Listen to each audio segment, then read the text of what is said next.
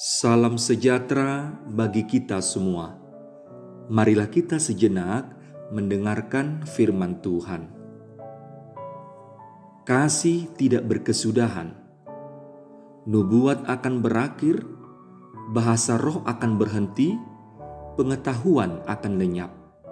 1 Korintus 13 ayat 8. Allah adalah kasih.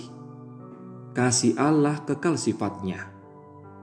Bukti Allah mengasihi kita adalah dengan mengaruniakan anaknya yang tunggal dan menyerahkan nyawanya untuk menebus dosa kita. Sebagai bukti nyata kasih yang telah dianugerahkan Tuhan bagi kita, maka kita juga harus mempraktikkan kasih bagi dunia. Setiap orang yang berasal dari Allah pasti melakukan kasih dalam kehidupannya. Inilah yang ditekankan oleh Paulus kepada jemaat di Korintus. Alasan Paulus menekankan tentang kasih sebagai jiwa dan jati diri kekristenan kepada jemaat di Korintus saat itu adalah karena terjadinya kesombongan rohani. Mereka merasa dirinya memiliki karunia dari Tuhan, sehingga menjadi sombong dan mulai menganggap bahwa diri mereka lebih tinggi tingkatannya dibandingkan dengan jemaat yang tidak memiliki karunia tersebut. Terdorong keprihatinan melihat praktik jemaatnya, maka Paulus memberikan ketegasan bahwa kepandaian berbicara, bernubuat, memiliki hikmat dan pengetahuan manusia jika tidak disertai kasih, hanya akan menciptakan kegaduhan dan membuat dirinya tidak berharga. Karunia akan berakhir, tetapi kasih itu kekal. Tanpa kasih, kita tidak akan pernah bisa bergaul dengan Allah. Hanya orang-orang yang hidup bagi Kristus sajalah yang akan memiliki kasih, dan hanya orang-orang seperti itulah yang diberikan kemampuan dan anugerah dari Allah untuk menjadi cerminan kasih Allah kepada banyak orang, terutama kepada mereka yang belum mengenal dan percaya kepada Kristus.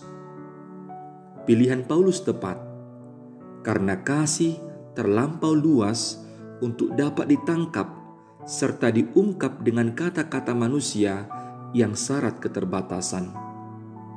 Saudara yang dikasihi Tuhan, orang yang melakukan segala sesuatu dalam kasih artinya melakukannya sesuai dengan kehendak Allah. Maka dalam segala hal ia akan didapati berkenan di hadapan Allah. Kalaupun ia memiliki karunia-karunia, maka ia akan menggunakan karunia tersebut dengan bijaksana sesuai dengan tuntunan Allah. Allah begitu mengasihi kita, meskipun terkadang kita mendukakan dan mengecewakannya, mengingkari bahkan menyangkalnya, tetapi tidak satupun perbuatan kita itu yang membuat kasihnya kepada kita berkurang. Oleh sebab itulah Paulus mengatakan, "Sebab aku yakin bahwa baik maut maupun hidup, baik malaikat-malaikat maupun pemerintah-pemerintah, baik yang ada sekarang maupun yang akan datang, atau kuasa-kuasa, baik yang di atas maupun yang di bawah, ataupun suatu makhluk lain, tidak dapat memisahkan kita dari kasih Allah yang ada dalam Kristus Yesus Tuhan kita." Roma 8 ayat 38-39. Jelasnya, kasih Kristus bagi kita tidak berakhir. Apakah kita juga akan mengasihinya tanpa akhir? Renungkanlah. Amin. Marilah kita berdoa.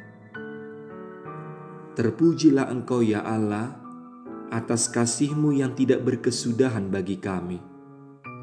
Engkau rela mati di kayu salib untuk menebus kami dari dosa dan maut.